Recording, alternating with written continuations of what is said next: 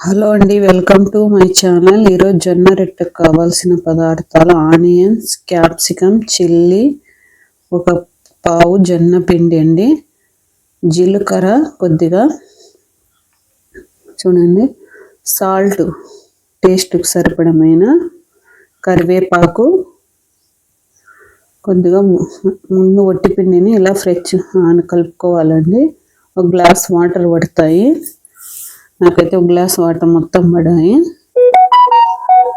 ఇలా ఫ్రై చేసుకుంటూ మొత్తం కలిసేంత వరకు కలిపి 4 రొట్టెలు అవుతాయండి నాకు.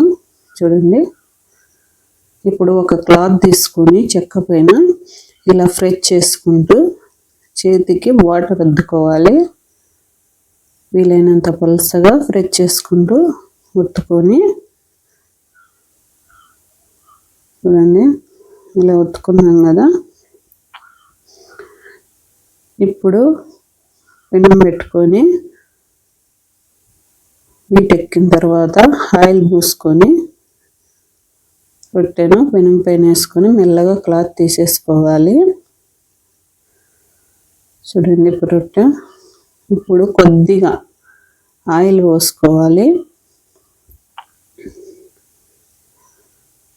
ఆయిల్ వేసి ఒక సైడ్ కాగిన తర్వాత మెల్లగా రొట్టె మరొక సైడ్కు తిప్పుకోవాలి.